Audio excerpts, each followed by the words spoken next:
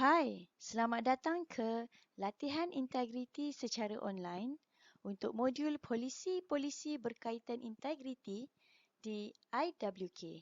Untuk makluman anda, modul ini disediakan oleh Unit Integriti IWK.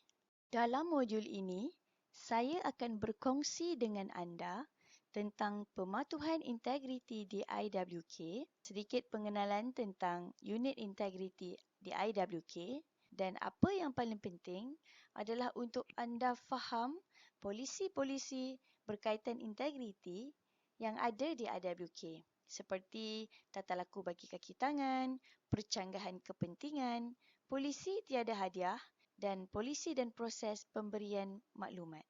Tuan-tuan dan puan-puan, menurut Warren Buffett, seorang ahli perniagaan dan hartawan yang pernah dinamakan sebagai orang terkaya di dunia pada tahun 2008, kata beliau, "In looking for people to hire, look for 3 qualities: integrity, intelligence, and energy. And if they don't have the first, the other 2 will kill you." Baiklah, mari saya kongsikan sedikit statistik yang dikeluarkan oleh SPRM pada tahun 2019 berkaitan punca-punca rasuah di Malaysia. Lihat pada graf yang terpapar di skrin anda, terdapat 4 punca tertinggi kepada berlakunya rasuah di Malaysia. Pertama, kerana administrative failure ataupun kelemahan pentadbiran. Kedua, kerana conflict of interest atau konflik kepentingan. Ketiga, kerana weak internal control and compliance atau kelemahan kawalan dalaman dan ketidakpatuhan. Dan yang keempat ialah kerana lack of transparency atau kurangnya ketelusan. Selain itu, terdapat juga punca-punca rasuah yang lain yang boleh anda lihat seperti yang terpapar di skrin anda. Tuan-tuan dan puan-puan, kita sering menyebut integriti. Tetapi, fahamkah kita apa maksud sebenar integriti? Menurut Kamus Dewan edisi keempat, integriti didefinisikan sebagai kejujuran atau keadaan sempurna dan utuh. Saya sering mengambil contoh gelas kaca untuk menjelaskan tentang maksud integriti. Satu gelas kaca yang sempurna dan utuh boleh digunakan untuk fungsinya yang sebenar, iaitu untuk kita minum. Tetapi sekiranya gelas kaca tersebut jatuh dan pecah berderai, bolehkah ia digunakan lagi untuk dibuat bekas minum? Jawapannya sudah tentulah tidak. Ini adalah kerana ia tidak lagi bersifat sempurna dan utuh. IWK adalah komited dalam membudayakan nilai integriti dalam perniagaan syarikat. Anda boleh lihat nilai teras IWK yang telah diperkenalkan menekankan tentang 3 nilai penting. Yang pertama integriti, yang kedua wawasan dan yang ketiga kekitaan. Penting untuk kita sentiasa ingat bahawa sebagai kekitangan IWK, kita perlulah sentiasa mengamalkan tadbir urus korporat dan etika yang baik dalam melunaskan tanggungjawab profesional dan dalam memberikan perkhidmatan kepada masyarakat. Tuan-tuan dan puan-puan mungkin tertanya-tanya, mengapa IWK bersungguh-sungguh menekankan tentang integriti di dalam syarikat? Mari saya kongsikan kepada anda. Di IWK, kita bertanggungjawab untuk menjalankan pematuhan integriti mengikut berkeliling undang-undang, peraturan atau garis panduan yang dikeluarkan sama ada dari pihak kerajaan, pihak regulator atau badan-badan berautoriti seperti SPRM. Seperti yang dapat dilihat pada slide ini, Pelan Anti Rasuah Nasional NACP yang telah dilancarkan oleh kerajaan pada tahun 2019 antaranya mewajibkan untuk setiap GLC atau syarikat milik kerajaan untuk menubuhkan unit integriti selewat-lewatnya pada Disember 2020. Selain daripada itu, NACP juga menggariskan untuk setiap GLC atau syarikat milik kerajaan untuk menjalankan analisa risiko rasuah dan seterusnya memperkenalkan Pelan Anti Rasuah Organisasi ataupun Organizational Anti-Corruption Plan OACP. Juga pada sebelum akhir Disember 2020. Yang kedua, sebagai salah satu syarikat di dalam industri air yang dikelola oleh Suruhanjaya Perkhidmatan Air Negara (SPAN), IWK juga perlu menjalankan urusan perniagaan selari dengan garis panduan yang dinyatakan di dalam rangka kerja integriti dan anti rasuah SPAN. Yang ketiga, SPRM bersama dengan GIACC telah mengeluarkan garis panduan tata cara mencukupi untuk dirujuk oleh semua syarikat perniagaan sebagai panduan untuk aplikasi integriti yang selamat selepas diperkenalkan Seksyen 17 Capital A Akta SPRM yang berkaitan dengan liability corporate. Kami akan menjelaskan dengan lebih terperinci berkenaan liability corporate pada modul khas yang akan datang. Baiklah, seterusnya izinkan saya untuk memberi sedikit pengenalan tentang unit integriti di IWK. Seperti yang dapat anda lihat, ini adalah struktur organisasi unit integriti di IWK. Pada waktu ini, unit integriti mempunyai 3 orang kaki tangan yang terdiri daripada ketua unit, pengurus dan eksekutif. Untuk pengetahuan anda, unit integriti melapor terus ke Jawatankuasa Lembaga Integriti atau Board Integrity Committee (BIC) dan juga melaporkan urusan-urusan pentadbiran kepada Ketua Pegawai Eksekutif. Menurut garis panduan pengurusan unit integriti yang telah dikeluarkan oleh SPRM, terdapat 4 fungsi teras unit integriti iaitu pengurusan aduan, pengesanan dan pengesahan, pengukuhan integriti dan governance. Baiklah, seterusnya saya akan kongsikan dengan tuan-tuan dan puan-puan skop aduan atau laporan yang dikelola oleh unit integriti. Pertama, penipuan. Kedua, rasuah. Ketiga, salah guna harta syarikat. Keempat, percanggahan kepentingan. Kelima, ketidakpatuhan terhadap polisi atau prosedur. Dan akhir sekali, mana-mana penyelewengan umum termasuk risiko kesihatan dan keselamatan. Sekiranya anda berhadapan dengan situasi seperti ini di dalam urusan pekerjaan anda di IWK, laporkan ke unit integriti. Seterusnya, saya akan menjelaskan kepada anda perihal polisi-polisi berkaitan integriti yang telah diperkenalkan di IWK setakat ini. Sila ambil maklum bahawa tidak semua polisi berkaitan integriti ini diuruskan oleh unit integriti. Ada antaranya yang diuruskan oleh Jabatan Sumber Manusia. Yang pertama, tata laku bagi kaki tangan, Code of Conduct. Yang ini diuruskan oleh Jabatan Sumber Manusia. Yang kedua, polisi percanggahan kepentingan ataupun conflict of interest. Yang ini juga diuruskan oleh Jabatan Sumber Manusia. Yang ketiga, polisi tiada hadiah atau no gift polisi.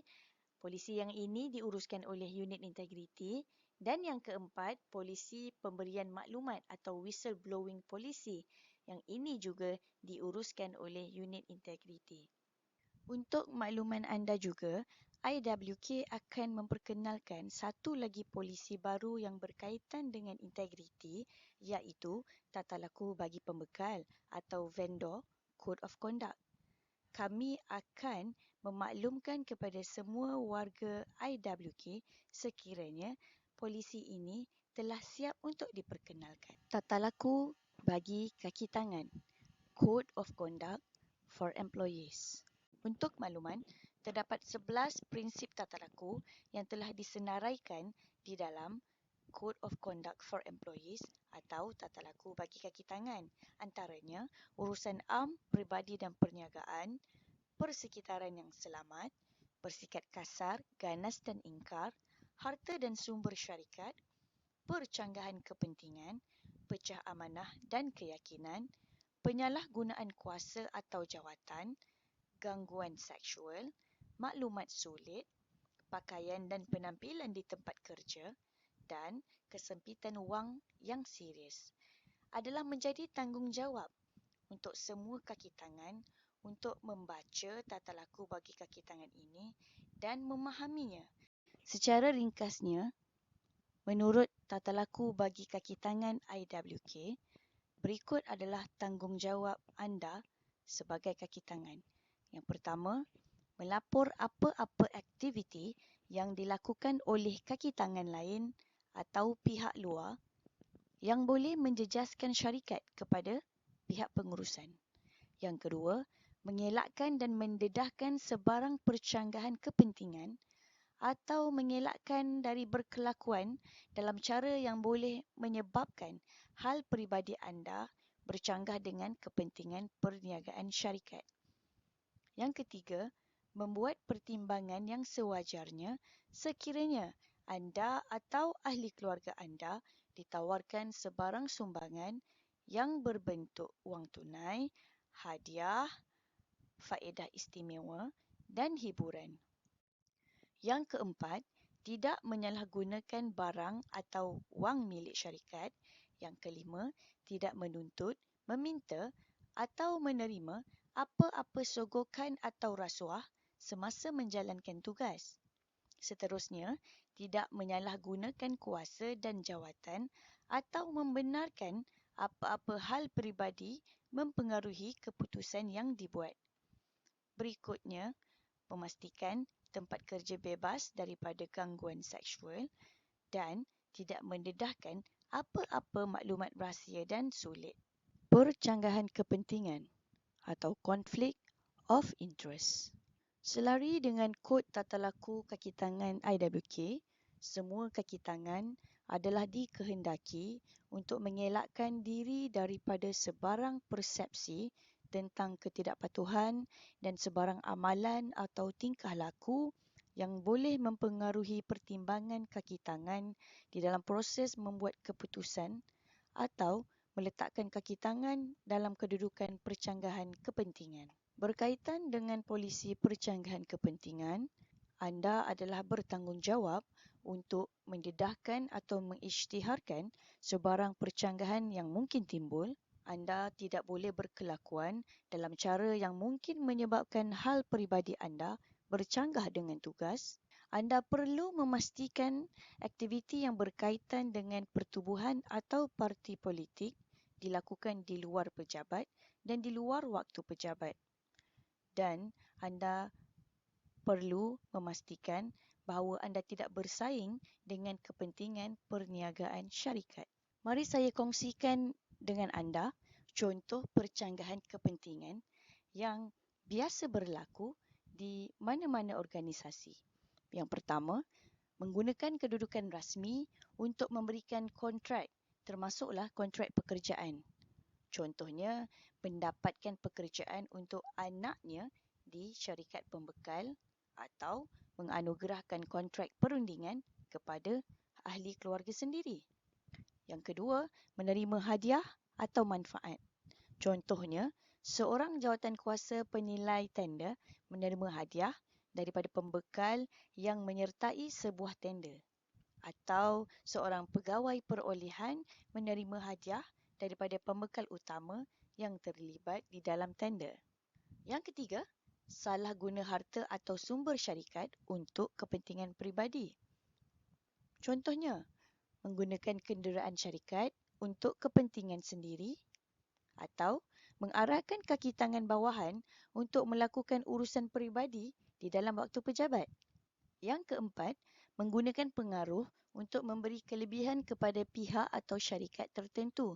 Sebagai contoh, membenarkan syarikat pembekal tertentu untuk tidak mengikut prosedur perolehan seperti syarikat pembekal lain atau mengusyurkan kelulusan permohonan pemaju yang tidak memenuhi spesifikasi kerana mengenali pemaju tersebut secara peribadi. Yang kelima, menggunakan maklumat sulit syarikat untuk keuntungan peribadi. Contohnya, memberikan maklumat tentang belanjawan syarikat kepada syarikat pembekal dengan tujuan mendapat komisen di atas pembocoran maklumat. Atau menggunakan data pelanggan syarikat untuk tujuan promosi perniagaan sampingan peribadi. Yang keenam, pekerjaan di luar yang secara langsung bersaing dengan perniagaan syarikat. Contohnya, anda mengambil upah sebagai pembandu tanker yang menjalankan servis mengosongkan tangki septik, atau anda menerima komisen sebagai ejen bagi mendapatkan projek bersama IWK. Polisi tiada hadiah atau no gift policy. Apa yang anda dapat lihat di skrin anda pada waktu ini adalah salah satu contoh pengumuman polisi tiada hadiah yang pernah IWK keluarkan, yang mana ia menyatakan, terima kasih, maaf, kami terpaksa menolaknya. Baiklah, menurut polisi tiada hadiah, perkataan hadiah telah didefinisikan sebagai apa-apa pemberian yang mempunyai nilai wang dalam bentuk barang dan perkhidmatan. Contohnya, wang tunai, hamper, voucher tunai atau diskaun, makanan, percutian, tiket konsert, pengubah suaian rumah, pinjaman peribadi, diskaun khas atau penajaan acara termasuk acara sukan. Walau bagaimanapun, anda jangan khawatir kerana menurut polisi tiada hadiah syarikat Walau bagaimanapun, anda jangan khawatir kerana menurut polisi tiada hadiah telah digariskan 5 situasi yang termasuk di dalam pengecualian, yang mana di dalam 5 situasi ini kaki tangan adalah dibenarkan untuk menerima atau memberi hadiah. Yang pertama, pertukaran hadiah di antara syarikat. Yang kedua, hadiah dari IWK kepada institusi atau individu luar yang berkaitan dengan majlis, acara dan perayaan rasmi yang diiktiraf oleh syarikat. Yang ketiga, hadiah dari IWK kepada kaki tangan berkaitan dengan majlis, acara dan perayaan yang diiktiraf di dalam atau di luar syarikat. Yang keempat, hadiah token bernilai nominal yang mempunyai logo syarikat. Dan yang kelima, hadiah kepada pihak-pihak luar yang tidak mempunyai urusan perniagaan dengan IWK. Selain daripada 5 pengecualian yang dinyatakan di sini, anda hanya dibenarkan untuk mendapatkan pengecualian tambahan dengan kelulusan daripada Ketua Pegawai Eksekutif Syarikat. Seterusnya, saya akan menjelaskan tentang prosedur pengisytiharan dan pendaftaran hadiah. Sekiranya tuan-tuan dan puan-puan telah berusaha sehabis baik untuk menyampaikan maklumat kepada semua pihak tentang polisi tiada hadiah syarikat, tetapi masih tetap menerima hadiah, jadi anda perlulah mengikut prosedur yang berikut. Sekiranya anda menerima hadiah, apa yang perlu anda lakukan? Mudah saja, uruskan hadiah tersebut untuk dikembalikan. Sekiranya berjaya dikembalikan, isytiharkan hadiah tersebut melalui borang pengisytiharan dan pendaftaran hadiah. Hantarkan borang tersebut ke unit integriti. Sekiranya anda berada di pejabat unit, hantarkan borang tersebut ke pihak pengurusan pejabat unit. Bagaimana pula sekiranya hadiah tersebut tidak berjaya dikembalikan? Di sini, anda perlulah untuk mengisi borang pengisytiharan dan pendaftaran hadiah. Kemudian, hantar borang tersebut bersama-sama dengan hadiah yang tidak berjaya dikembalikan kepada unit integriti, atau sekiranya anda berada di pejabat unit, hantar ke pihak pengurusan pejabat unit. Seterusnya, unit integriti atau pengurusan pejabat unit bertanggungjawab untuk menyumbangkan hadiah tersebut kepada badan kebajikan yang akan ditentukan oleh syarikat. Kemudian, tanggungjawab anda dianggap selesai. Bagaimana dengan pemahaman anda tentang polisi tiada hadiah? Bagi memastikan anda dan saya sama-sama faham tentang polisi tiada hadiah syarikat, mari kita cuba menjawab soalan lazim berkaitan dengan polisi tiada hadiah. Pertama, semasa mesyuarat, seorang pembekal memberikan kepada saya voucher makanan ke sebuah restoran. Bolehkah saya menyimpannya? Tidak boleh, kerana voucher makanan juga didefinisikan sebagai hadiah menurut Kedua, seorang pembekal bertemu dengan saya dan berhasrat untuk menaja satu acara syarikat. Bolehkah syarikat menerimanya? Jawapannya, tak boleh juga kerana penajaan juga adalah sebahagian daripada hadiah. Yang ketiga, saya telah menghadiri sebuah seminar baru-baru ini dan semua peserta diberikan buah tangan yang mengandungi pendrive, buku nota dan kalender yang mempunyai logo syarikat. Bolehkah saya menyimpannya? Yang ini jawapannya boleh kerana hadiah-hadiah yang diberikan adalah bernilai nominal dan mempunyai logo syarikat. Seterusnya, saya telah ditawarkan tiket penerbangan untuk menghadiri seminar luar negara yang ditaja oleh vendor atau pembekal. Adakah ini dibenarkan? Sekali lagi, pastinya tidak boleh. Dan akhir sekali, saya telah dijemput oleh vendor IWK untuk menghadiri suatu majlis berbuka puasa. Bolehkah saya menerima jemputan tersebut? Untuk yang ini, anda perlu polisi dan proses pemberian maklumat. Whistleblowing policy and process. Polisi dan proses pemberian maklumat. Whistleblowing policy and process. Siapakah pemberi maklumat? Mana-mana pekerja atau orang awam yang mendedahkan dengan niat baik salah laku atau kelakuan tidak wajar yang berlaku dalam organisasi tersebut adalah dikira pemberi maklumat. Siapakah pemberi maklumat? Mana-mana pekerja atau orang awam yang mendedahkan dengan niat baik sebarang salah laku atau kelakuan tidak wajar yang berlaku dalam organisasi tersebut adalah dianggap seorang pemberi maklumat. Terdapat beberapa faktor kegagalan seseorang Terdapat banyak faktor yang menyebabkan gagalnya seseorang melaporkan salah laku. Antaranya, seseorang itu menganggap ini bukan isu besar, menjadikan dia tidak melaporkan. Kedua, seseorang itu menganggap dia tidak mempunyai maklumat. Jadi, akhirnya dia tidak membuat laporan.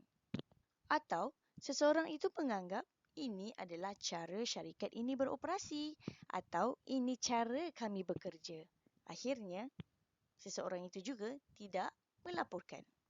Yang keempat, seseorang itu menganggap ini adalah perkara biasa dan adalah amalan industri. Jadi, tiada salahnya. Maka, sekali lagi seseorang itu tidak melaporkan. Atau seseorang itu menganggap ini bukan masalah saya. Jadi, dia mengambil keputusan untuk turut tidak melaporkan salah laku. Atau akhir sekali, seseorang itu menganggap, mungkin orang lain yang akan melaporkannya. Ini mengakibatkan seseorang itu tidak melaporkan dan tiada laporan yang dibuat. Akhirnya, apa yang berlaku? Salah laku akan terus berlaku dan terus berlaku.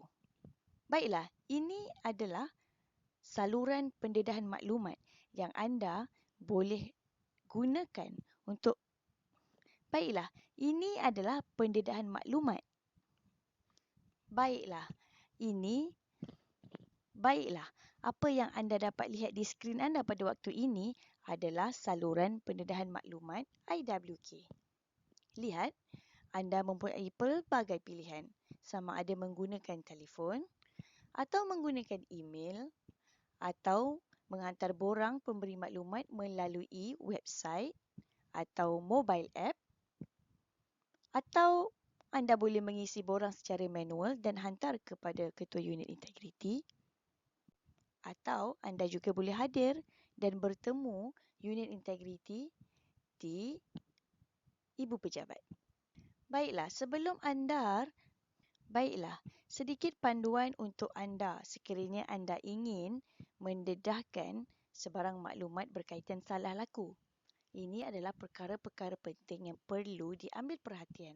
Yang pertama, maklumat yang anda dedahkan tidak dilarang oleh undang-undang. Contohnya, Akta Rahsia Rasmi, Kanun Keseksaan Akta Perkhidmatan Kewangan dan lain-lain. Yang kedua, pendedahan anda itu tidak mempersoalkan kebaikan dasar dan prosedur yang sedang dilaksanakan kerana ini akan ditangani di bawah prosedur rungutan. Ketiga, anda tidak boleh membincangkan atau memberitahu orang lain tentang hasrat anda untuk melaporkan kerana ini akan menjadikan sukar bagi kami untuk mengekalkan kerahsiaan identiti anda. Dan yang paling penting, pendedahan anda dibuat dengan niat yang suci hati dan niat yang baik. Untuk maklumat lanjut, anda boleh hubungi pegawai-pegawai unit integriti di 03-2780-1295 atau 03-2780-1436 atau 2780-1397. Selain daripada itu, anda juga boleh terus ke share portal unit integriti untuk mendapatkan info-info terkini berkenaan dengan aplikasi integriti di Indah Water. Terima kasih kerana bersama dengan saya sepanjang modul ini. Semoga kita berjumpa lagi di modul akan datang. Assalamualaikum dan salam sejahtera.